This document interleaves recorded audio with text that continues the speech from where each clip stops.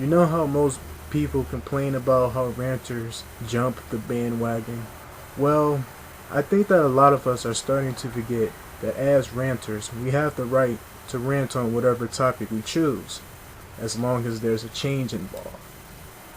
Let's say, for example, someone decides to do a rant on some old subject like Cartoon Network, Disney Channel, or Nickelodeon. Now, with these topics being kid channels, it's going to do all it takes to stay modern as possible, such as adding new shows to the lineup, new bumpers being introduced, and even over promoting TV shows. And with these changes comes the changes of opinions, and that what makes a really great rant. And as long as a person can make his own statements and claims and then have evidence to back it up, that's what I really commend for anyone.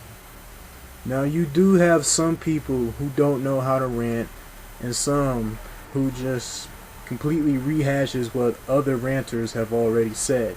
But trust me, I'll be getting into a lot more detail about that later on in this video. However, there are some rant topics that are just too old and have no change to them. The perfect example of this is Sonic recolors. Making a Sonic recolors rant in the year 2012 is equivalent to beating a dead horse, because everything that needs to be said in a Sonic recolor rant has already been said. There is no going into further detail as towards why Sonic recolors are unoriginal and why they suck.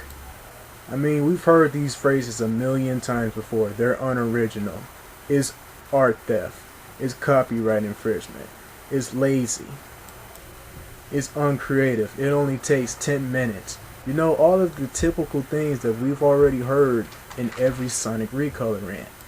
So, if you're going to make a rant on a bandwagon, at least have the courtesy of keeping it up to date. I can't stress that enough. Please keep your rant up to date. I mean, I'm not making this up either. I mean, I've literally seen some rants made in 2011, even this year, and they're still complaining about Back at the Barnyard and Fanboy and Chum Chum. And it's like, really, guys? Seriously? You're still complaining about a show that doesn't even exist anymore? Because at least with keeping your rant up to date, it'll add some level of relevancy to your topic. And it's important to make sure that your topic actually has some change in content or some change in material involved. Because then, if you rant on a topic that has no change involved whatsoever, then that's what's going to identify your rant as being generic. And then you have the rehashers. Oh God, the rehashers. Now, believe it or not, some people might watch another ranter's rant on a certain subject and it inspires them to make a rant. But the problem is that most people would tend to base their opinions on someone else's rant and completely rehash what that specific ranter has already said.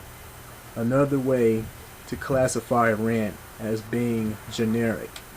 So to basically sum up this video, the whole point of this rant was to basically say that it's okay to hop on the bandwagon as long as you can A, come up with your own claims, B, back up your claims, and C, have your own opinions, and D, to make sure that whatever you're ranting on, as long as it has a change involved and as long as you can keep your rant up to date.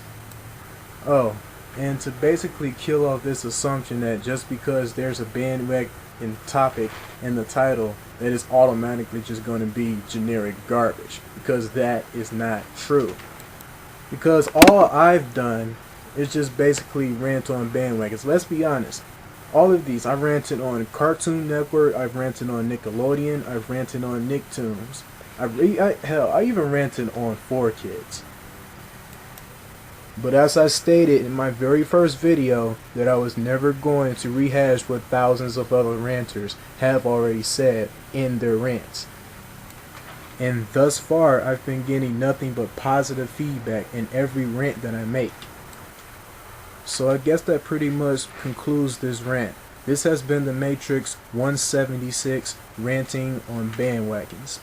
And guys, I'll see you all sooner.